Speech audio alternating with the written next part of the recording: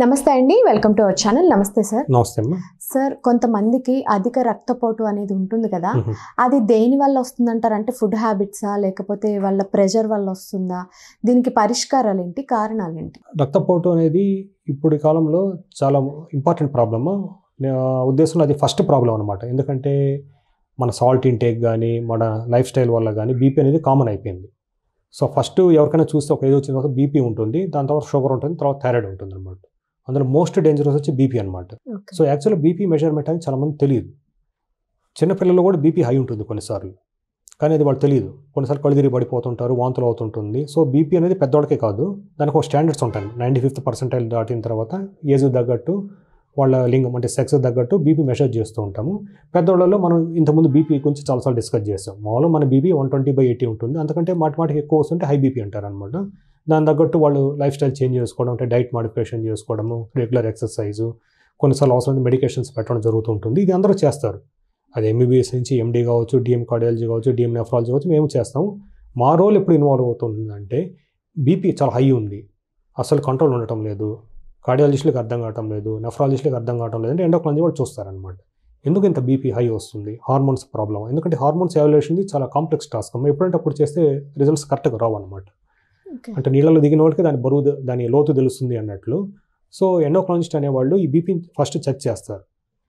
అంటే బీపీ ఎందుకు పెరుగుతుంది, ఇది నిజంగా హై ఉందా లేదు, మన దగ్గరికి వచ్చినప్పుడు డాక్టర్ని చూస్తే టెన్షన్లో పెరుగుతుందా, దాని వైట్ కోట్ హైపర్ టెన్షన్ అనమాట. అంటే ఇంట్లో చూస్తే బీపీ నార్మల్ ఉంటుంది, డాక్టర్లు హాస్పిటల్కి వస్తే చాలా కొంతమంది హై ఉంటుంది అనమాట. రాగానే ఇంకోటి చేసి మిస్టేక్ ఏంటంటే రాగానే బీపీ చెక్ చేస్తారు మెజారిటీ ఆఫ్ ద హాస్పిటల్. అలా చెక్ చేయకూడదు అనమాట.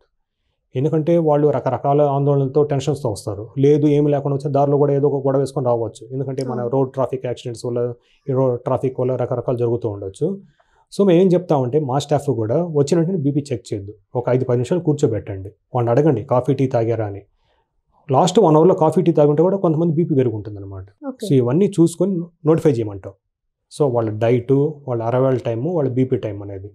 So most of the times ఏమవుతుందంటే ఫస్ట్ బీపీ చెక్ చేసిన దానికి ఒక అరగంట బీపీ చెక్ చేసిన దానికి నార్మల్ అయిపోతుంది అనమాట. కానీ ఈ కాలంలో అన్ఫార్చునేట్ ఏంటంటే పేషెంట్ సైడ్ కూడా చెప్పుకోవాలి, చాలా మందికి ఓపిక ఉండటం లేదు. అరగంట సేపు బీపీ కోసం ఆమెను కూర్చోబెట్టారు అంటున్నారనమాట. కానీ బేసిక్ ఫ్యాక్టర్ మేము చెప్పాలి కాబట్టి చెప్తున్నాను అనమాట. కొన్నిసార్లు హై ఉన్నప్పుడు వెంటనే మేము నమ్మం. దానికి 2 మార్గాలు ఉన్నాయి. ఒకటి వచ్చి బీపీ ఒక అరగంట తర్వాత చెక్ చేయడం, ప్రశాంతంగా ఉండమని. లేదు అంటే వాడిని ఇంట్లో బీపీ చెక్ చేసుకోమని చెప్పడం. ఎందుకంటే ఈ కాలంలో జస్ట్ లైక్ గ్లూకోమెటర్, షుగర్ లాగే బీపీ మిషన్ కూడా ఉండాలమ్మా. అప్పుడప్పుడు బీపీ చెక్ చేసుకోండి, అట్లీస్ట్ వారానికి 2 సార్లు చెక్ చేసుకోవాలి. ఆ బీపీ రీడింగ్స్ అన్ని 120/80 ఉండాలి. లేదు ఇదంతా నా వల్ల కాదు అంటే ఇంకో మెషిన్ ఉంటుంది, ఏబీపీఎం అంటారు, అది డాక్టర్స్ ఇస్తారు. అది ఇక్కడ టై చేస్తారనమాట. దానికి అది బీపీ చూసుకుంటూ ఉంటుంది 24 అవర్స్ పాటు, అరగంటకు ఒకసారి. నైట్ టైం బీపీ కొంచెం తక్కువ ఉండాలన్నమాట డే టైం బీపీతో పోలిస్తే. అది మేము ఇంటర్ప్రిటేషన్ చేసుకుంటాం. సో ఇప్పుడు మన ప్రశ్నకి సమాధానం కోసం వస్తే ఈ హై బీపీ అనేది మేము రకరకాల సమస్యల్లో చూస్తుంటాం. మళ్ళీ అగైన్ డయాబెటీస్, థైరాయిడ్ అని ఎక్స్క్లూడ్ చేస్తాము. ఇంకోటి మోస్ట్ ఇంపార్టెంట్ ఏంటి, అడ్రినల్ గ్లాండ్ అని ఒకటి ఉంటుంది మన పొట్టలో. అడ్రినల్ అంటే కిడ్నీ పక్కనే ఉండే గ్లాండ్. అది చాలా చిన్నది ఉంటుంది, కానీ దాని నుంచి హార్మోన్స్ చాలా సివియర్గా ఉంటాయి అన్నమాట. అసలు మనం బాడీలో ఉత్తేజంగా ఉండడానికి, అంటే ఒక టైంలో నిద్రపోవడానికి కానీ మోస్ట్ ఇంపార్టెంట్ గ్లాండ్ నుంచి అడ్రినల్ గ్లాండ్ అనమాట. అంటే ఫర్ ఎగ్జాంపుల్ మనం ఉదయం లేవడానికి కారణం అది అనమాట.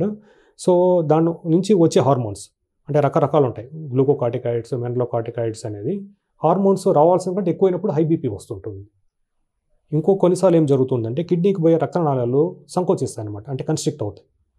అప్పుడు అది కిడ్నీ ఏం గ్రహిస్తుందంటే ఇదేదో రక్తం తక్కువ ఉందని అది ఎక్కువ ఉత్పత్తి చేయడం మొదలు పెడుతుంది వేరే హార్మోన్స్ని. సో ఈ కిడ్నీలు దాని పక్కన అడ్రినల్ గ్లాండ్స్ అనేది చాలా ఇంపార్టెంట్. అది మేము చూసుకుంటాము.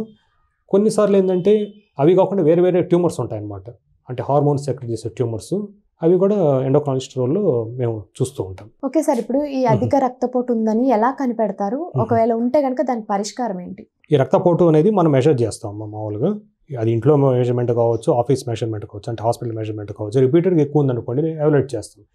ఎస్పెషల్లీ బాడీలో పొటాషియం తక్కువ అవుతున్నప్పుడు, లేదు వాళ్ళకి చెమటలు పడుతున్నాయి, గుండె దడ ఉంది, హెడ్ ఏక్ వస్తున్నప్పుడు డెఫినెట్గా మేము హార్మోన్స్ టెస్ట్ చేస్తాం అనమాట. అది పలానా టైమింగ్ స్పెసిఫిక్గా ఉంటుంది. దాంట్లో రకరకాల టెస్ట్లు ఉంటాయి. అంటే ఉదయాన్నే కూర్చోబెట్టి చేసే టెస్టులు, ఖాళీ కడుపు మీద చేసే టెస్టు, కొన్నిసార్లు 24 అవర్స్ యూరిన్ కలెక్ట్ చేస్తాం అనమాట. ఇవి కొంచెం కాంప్లెక్స్ ప్రాసెస్. ఇవి కలెక్ట్ చేసి దాని ప్రకారం మేము నిర్ధారిస్తాము. అవసరమైతే ఒక సిటీ స్కాన్, ఎంఆర్ఐ చేస్తాం అనమాట. సో ఇది నిర్ధారితం అయిన తర్వాత దానికి రకరకాల వైద్యాలు ఉంటాయమ్మా. ఒకటి వచ్చి ట్యాబ్లెట్స్తోనే కంట్రోల్ అవుతుంటుంది. ఇంకోటి వచ్చి అరుదుగా మనం ఇంతకుముందు అనుకున్నట్లు ట్యూమర్స్, అంటే గడ్డలు ఉన్నాయనుకోండి, కణితులు ఉన్నాయనుకోండి, వాటికి ఆపరేషన్ చేయించడం. సో బోత్ మందుల ద్వారా తగ్గించవచ్చు, ప్లస్ కొన్ని రేర్ కేసెస్లో ఆపరేషన్ ద్వారా మనం నయం చేయొచ్చు అనమాట. ఓకే. కాకపోతే ఫైనల్గా డెఫినెట్గా సొల్యూషన్ ఉంటుంది. కాకపోతే చాలామందికి అర్థం కాదు. హై బీపీ ఉన్నప్పుడు ఏ డాక్టర్ కంట్రోల్ చేయలేకపోతున్నారు, ఎవరి దగ్గరికి వెళ్ళాలి అంటే దానికి ఏకైక మార్గం ఎండోక్రానిస్ట్ని సంప్రదించడం.